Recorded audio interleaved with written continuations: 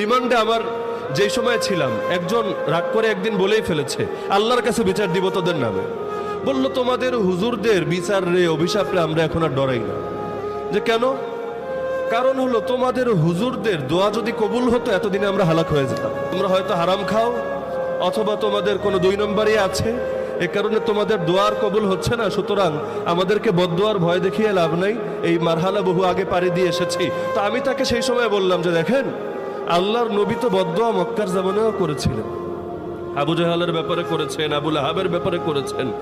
মক্কার 13 বছরে কিন্তু একটা দোয়া বাস্তবায়িত হয় নাই, কিন্তু মদিনায় যাওয়ার পর একটা দোয়া কিন্তু বাদও থাকে নাই।